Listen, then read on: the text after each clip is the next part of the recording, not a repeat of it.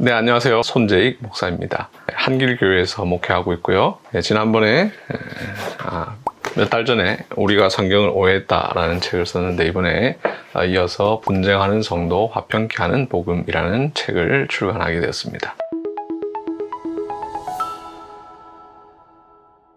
올해가 2023년입니다만 2015년도에 제가 속한 예장 고신교단과 예장 고려 통합하는 일이 있었습니다. 두 교단이 통합하게 된 여러 가지 이유가 있고 그와 관련된 여러 가지 역사가 있습니다만, 과거 40년 전에 두 교단이 나뉘게 된 계기가 신자와 신자 간의 일로 세상 법정에 소송하는 것이 옳은가에 관한 고린도전서 6장 1절부터 11절 말씀에 대한 해석의 차이로 두 교단이 나뉘었던 적이 있습니다. 근데 40년 만에 2015년에 두 교단이 합치게 되었는데요. 교단이 분열되는 경우는 많지만 합치는 경우는 굉장히 드뭅니다. 물론 교회가 침체기에 접어들면서 앞으로 합치는 교단들이 많이 나타날 수 있겠습니다만, 이 두 교단이 합치게 된 것이 참 감사한 일이고 기쁜 일인데, 단순히 기구적으로 통합했다라는 것이 아니라 좀 더 화학적 통합이 되는 것이 중요하다고 생각을 했고, 그 일을 위해서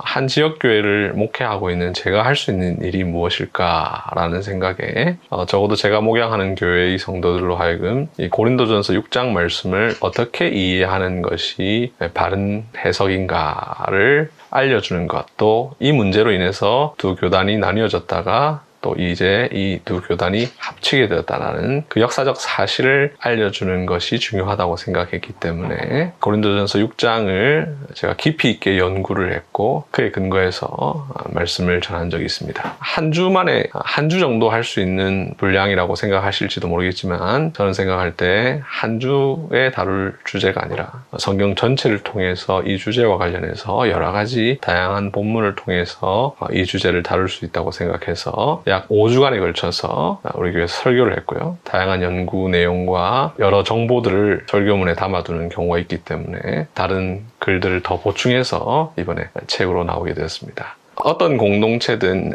역사가 오래되다 보면 갈등과 분쟁이 있기 마련인데요. 안타깝게도 한국교회의 많은 교회들, 개체교회, 노회, 교단적으로 분쟁과 갈등을 경험한 경우가 많이 있습니다. 참으로 안타까운 일이죠. 성경은 우리에게 분쟁하지 말 것을 분명하게 말씀하고 있는데도 불구하고 인간의 죄성으로 인하여서 공동체 간에 갈등하고 싸우고 나뉘는 경우가 있습니다.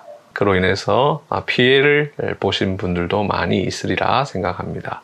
혹여나 목사로 인하여서 그런 아픔과 상처를 경험하신 분들이 있다면, 제가 목사를 대표할 수 있는 입장은 아니지만 심심한 사과의 말씀을 드리고요. 또 우리 모두가 다 연약한 가운데 그런 일들이 일어났다는 사실을 꼭 기억해 주시고, 우리 주 예수 그리스도께서 우리에게 주신 화평의 복음을 생각하면서 지금 분쟁 중에 있으신 분들, 혹은 분쟁을 오래전에 겪었지만 아직도 마음에 상처가 있으신 분들은 그리스도의 복음으로 치유를 받으시면 좋겠습니다.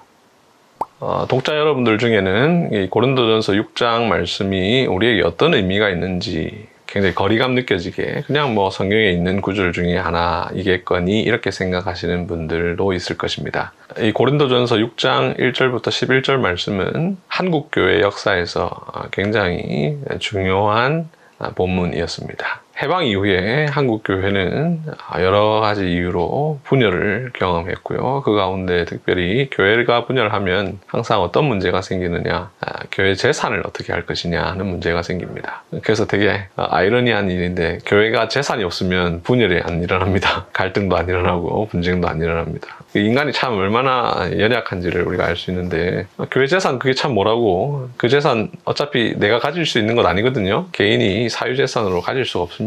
그런데도 불구하고 이렇게 교회 분쟁이 일어나는 걸 보면, 예배당, 특별히 예배당은 건물이니까, 부동산이니까 큰 재산이잖아요. 그 문제로 항상 어려움을 겪는데, 한국교회가 개체교회들이 이렇게 분열을 하면서 이 예배당을 누가 가져갈 것이냐 하는 문제로 다툼을 벌이게 됩니다. 근데 이 문제가 이제 다툼이 벌어지다 보면 항상 그렇잖아요. 사람이 이렇게 다투다 보면 처음에는 조금 다투는데 나중에는 이제 감정이 격해져서 심해지고, 결국에 이 재산 문제는 세상 법정에 가서 해결해 달라고 그렇게 하기 마련이죠. 그래서 한국 교회 역사에서 성도들이 교회 안에서 일어나는 일, 성도와 성도 간의 일을 세상 법정에 가서 판결을 구하는 이런 일들이 해방 이후, 한국전쟁 이후에 많이 있었습니다. 이 고린도전서 6장이 분명히 성도는 세상 법정에 고소하면 안 된다라는 것이 있음에도 불구하고 분쟁이 일어나게 되면 항상 우리가 하나님 말씀을 어기잖아요.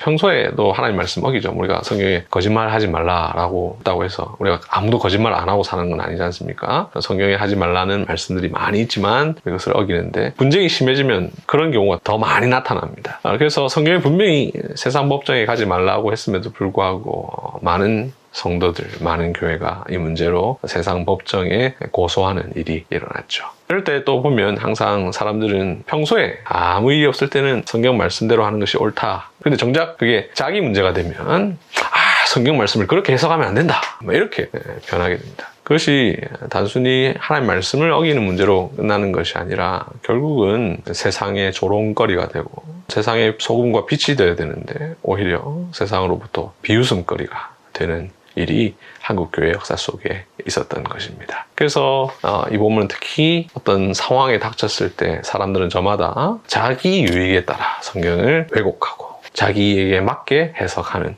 경우들이 있는데 이런 점에 있어서 이 본문은 참 중요하고요. 제 책에서 궁극적인 주제는 신자와의 문제로 세상 법정에 고소하는 것이 옳은가이지만 이 주제를 분명하게 드러내기 위해서 이 주제에 대해서 성경이 어떻게 말하는지를 분명하게 밝히기 위해서 저는 성도란 어떤 존재인지 그리고 교회는 어떤 공동체인지 그리고 교회와 세상은 어떻게 다른지 신자가 교회의 문제를 세상 법정에 고소하면 안 된다고 했는데 왜 세상 법정에 고소하면 안 되느냐 그 이유는 교회와 세상은 다르기 때문이죠. 교회의 의의 기준, 세상의 의의 기준이 다르기 때문인데 교회와 세상은 어떻게 다른지 이런 내용들도 다뤘고요. 또 세상 법정에 고소하지 않으려면 그에 대안으로 교회 법정에 고소하는 문제가 있는데 그러면 교회 법정이라는 것이 무엇인가?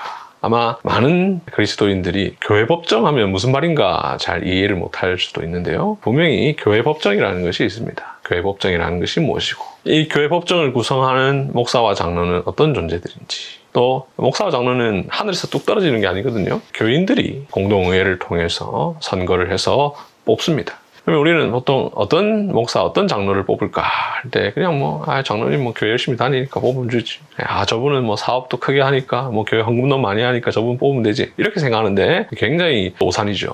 교회 법정에서 하나님 나라와 하나님의 공의를 잘 드러낼 수 있는 사람을 뽑아야 되는데 그 역할을 또 신자가 어떻게 해야 되는지. 교회는 치리회라는 것이 있습니다. 당회가 있고 노회가 있고 총회가 있는데 이 치리회는 어떤 역할을 하는지에 대해서도 다뤘습니다. 물론 이 책에서 말하는 그 역할들 이러해야 한다는 당위가 우리 교회 현실과 굉장히 안 맞는 경우들이 있을 수 있습니다. 이것은 다 우리가 개혁해야 될 요소겠죠. 이 책을 통해서 여러분들이 단순히 고린도전서 6장을 어떻게 해석해야 하나, 신자가 세상 법정에 가면 되나 안 되나 이런 단순한 답만 찾는 게 아니라 우리가 교회 생활하는 가운데 궁금한 수많은 주제들을 이 책에서 담고 있다는 사실을 생각하시면서 이 책을 꼭 읽으시면 도움이 되겠습니다. 고린도전서 6장에서는 신자가 세상 법정에 고소하면 안 된다라는 말이 나오고요. 로마서 13장에는 모든 권세에 복종하라 해서 세상 권력에 복종할 것을 다루고 있습니다. 이 두 내용이 모순되는 것 아니냐라고 생각하실 수 있겠지만 두 내용은 사실 다른 범주를 이야기하고 있는데 상충되는 것 아닌가 이렇게 오해하는 것입니다. 고린도전서 6장은 신자와 다툼이 생겼을 때 그 문제를 세상 법정에 가져가면 안 된다라는 말입니다. 신자와 신자의 문제죠. 같이 하나님 나라의 의의 기준으로 살아가는 두 사람 혹은 두 공동체 혹은 두 파가 다투었을 때 이 문제는 세상에 가져가면 안 된다는 겁니다. 세상 법정에 물어보면 안 된다는 거죠. 신자와 신자의 문제는 하나님 나라의 의와 공의의 기준으로 봐야 하기 때문이죠. 세상은 세상의 의와 공의가 있습니다. 물론 세상의 의와 공의 그리고 하나님 나라의 의와 공의가 교집합이 있습니다. 중첩되는 부분이 있죠. 그러나 다른 부분도 있거든요. 그렇기 때문에 먼저 세상 법정이 아니라 교회 안에서 교회 법정에서 해결해야 된다. 혹은 다투지 말고 화해해야 된다.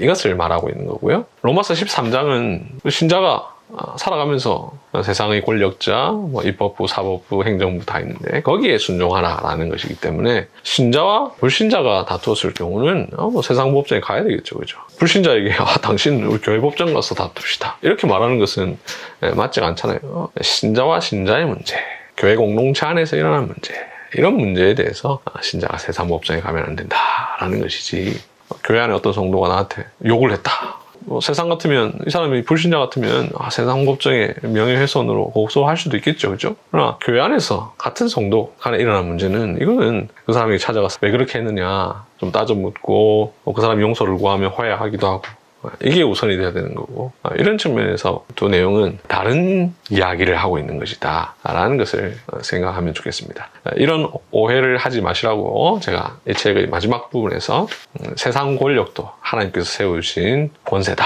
라는 것을 제가 다루었는데요. 이 주제 때문에 신자가 세상 법정에 가면 안 된다, 이 주제 때문에 이 저자는 세상 법정은 우리가 부정해야 되는 거다 이렇게 오해하시는 분들이 간혹 계실 거예요, 그죠? 그러나 그런 오해는 절대로 하시면 안 된다. 이건 다른 범주의 이야기이기 때문에 신자는 당연히 예수님께서도 바울도 그 당시의 악한 권력인 세상 정부에 대해서도 순종하는 모범을 보이셨기 때문에 그 부분은 별개로 생각을 해야 된다, 이렇게 말씀을 드리고 싶습니다.